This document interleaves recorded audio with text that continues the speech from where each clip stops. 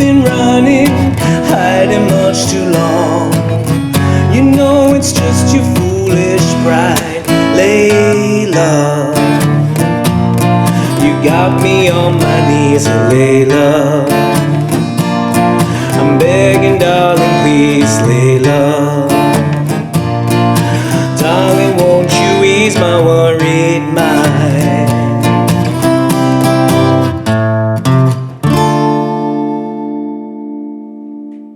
Hey, Drue James here from LearnGuitarInLondon.com, and I'm playing the acoustic version of Layla. So Clapton did this in his MTV Acoustic performance, and I've just studied that and been playing that a few times. So I'm looking forward to teaching it to you. So grab your sixth string and let's get started. So the beginning of the song has that classic riff, but it's very pared down, but still uses the same chords, but it's just very pared down.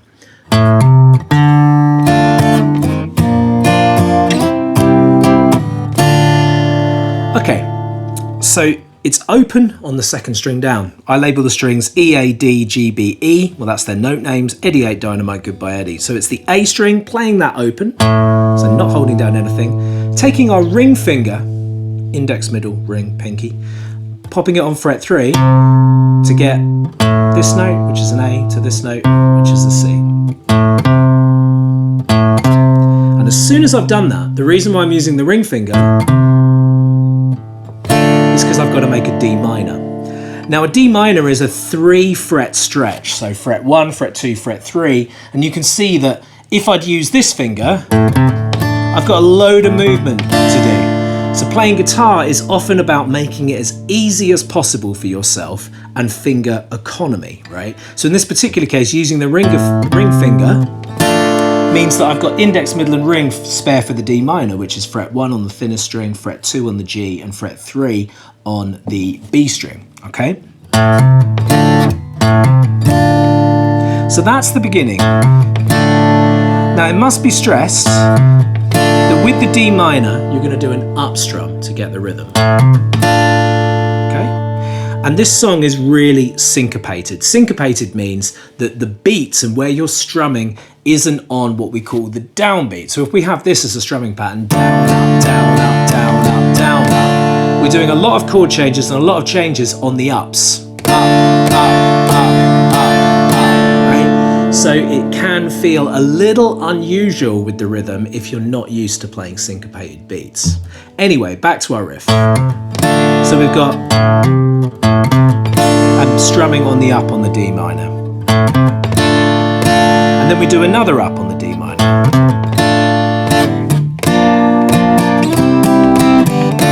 So the other chords that you need is A sharp or a B flat if you prefer.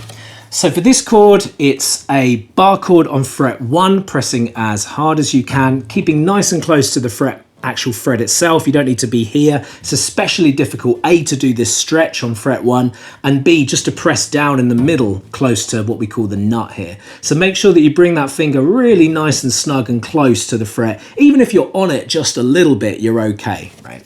Then the middle ring and pinky finger are stretching over. You see this big gap I've got going on here, right? Onto frets 3 on the D, G, and the B string. Keep them nice and squeezed together with this A shape, right? So there should be no daylight between them. You need to really try and squeeze them so that they stick into the frets. Ideally, you don't want to be touching the frets themselves.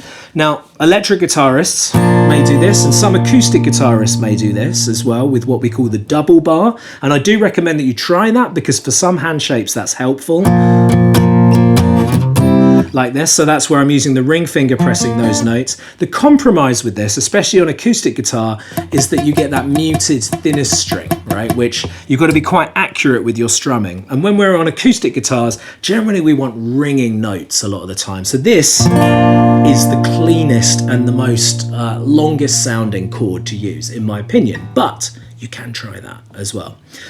So when we've come from this chord, we're going to move this whole chord shape up to fret 3. So the trick with that is to keep the fingers stretched, keep the thumb round the neck so that you're doing a bar on fret 3, and then you've got 5, 5 and 5, keeping this shape together. So a bit of practice going from this to this, keeping the shape there. The worst thing you could do is this.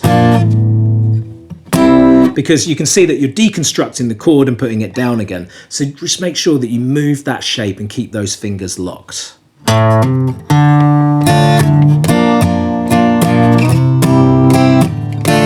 Okay, so now let's look at the rhythm of that riff. Now, you can do this note as a hammer-on, like this, which I may be doing. Sometimes I am, sometimes I'm picking it. It just depends how I feel. But you can hammer it or you can pick it. Anyway, from the D minor, up, up, up, down, up, down, up, down, up. Up, down, up, down, up, down, up, down, up, down, up. Up, down, up, down, up, down, up, down, up, down, up. And I'll just do that slowly because I realise I'm pushing it there. Up, down, up, down, up, down, up, down, up, down, up. Up, down, up, down, up, down, up, down, up, down, up. So you do go to the D minor on the up and the B flat on the up. And just one thing I've realised that I didn't mention is you play the open D string. So there's 3 notes. Open A, fret 3, open D. Okay, sorry about that. So there you go. On that final up on the D minor, up, you're then back round in a circle. Up, down, up, down, up, down, up, down, up. Anyway, there's the main riff, which you play at the beginning of the song. If you're going to stay with Eric, you're going to be doing it 5 times. And that's when, on the 5th time, and this is really important because you've got to learn how to join into where the singing starts. You play the riff as normal, up, down, up, down, up, down, up, down. So you do down, up, down, and then you go open on A, fret 3 on A, and then you go to the next chord. Okay? Now they do that because there's a key change in the song. Kudos to Dave for teaching me that. So there's a key change in the song, and that just helps as a singer know where the singing's going to come in and start, right? So just once again, that join. Down, up, down, A, C. Then you're into your first chord of the verse, which is a C sharp minor 7. So you're going to bar fret 4, and then you're going to be 5th fret on the B string and 6th fret on the D string, okay? That's all you need. I'm not bothering playing the top string because it's what we call an A minor 7 style bar chord. So when you do any A chords, you always strum the bottom 5 strings. So that's the first chord. With the rhythm, keep it simple. Down, down, up, down, up, down. And I'm playing it with a swing rhythm, so that means think blues. So down, down, up, down, up, down, up. And then to G sharp 7 from there. Now it's a pretty easy chord change, but you do have to maintain the bar. So the bar stays on fret 4, but you move it up to the thicker string. If you're barring all of them, it doesn't matter. And then the ring finger on fret 6 on the A string. Good, so that's F, C sharp minor 7. What will you do when you get G sharp 7? Joining it in. What will you do when you G sharp 7? Good. So as you make that change on the O, A, C, start your bar chord off. You can see on this camera. So start it off. You don't need to be going like this and then lay in the bar. Instead, get lazy. Drop the ring finger and have your thumb pushed forwards so you're ready for the bar. It's just a way of kind of anticipating the bars. I'll do the next part for you now.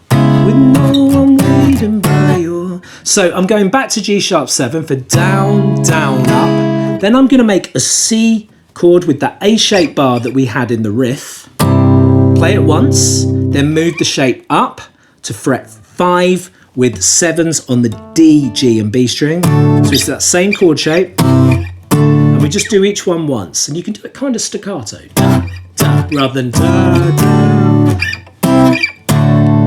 So down, down, up. And the vocals there are no one waiting by your... And on the word side, you're going to go to an E7. But with that E7, so that's fret 1 on the G string, fret 2 on the A string. But you're also going to add in the octave note of the D. So that's putting your pinky finger on fret 4, on fret 3 on the B string. Okay, and you're going to go back to doing a full bar there. So that's down, down, down, down, up.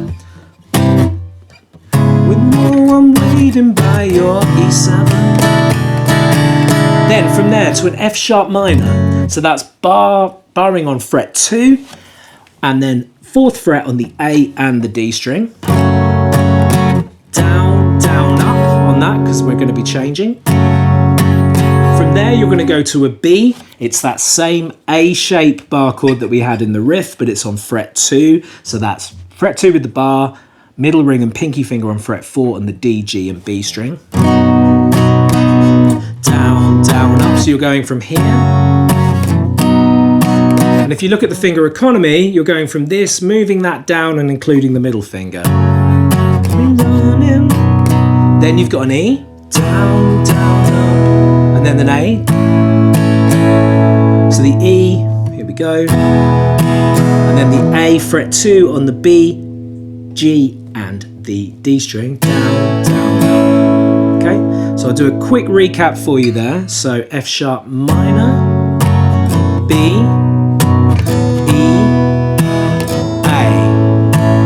Carrying on, F sharp minor, B, E, A. And on that A, it's Layla. So on that A is when we join it back into the main riff. And the main riff that we open with is what we play 4 times for the chorus. So that's with the Layla, you got me on me knees, blah, blah, blah, right? So that you've got all your parts here now, pretty much. So I'll recap on all of the verses, and what I'll do is I'll sort of call out the chords and sing them over the melody to guide you, because I'm sure you're going to want to sing this eventually. C sharp minor, G sharp 7, C sharp minor 7, C, D, E 7, F sharp minor, B, E and A, F sharp minor, B and E and A. Back to riff, you got me on my knee, da da da. So you do it 4 times. On my knees, Layla. Better don't you ease my worried mind. Then into verse 2. Round in a circle. C sharp minor 7, G sharp 7, so on and so forth. Right. So that is the whole song. If you want to know the structure, we've got that intro, which is the main riff 5 times. Then you've got verse 1, chorus, verse 2, chorus 2, verse 3, chorus 3, chorus 4, solo, and over the solo it's this. I'm sorry I don't know how many times. I haven't actually listened to it to see. And the ending is they finish. Darling, won't you ease my worried mind on the D minor, okay? Hope you've enjoyed the lesson. Give it a thumbs up if you have. Keep on playing.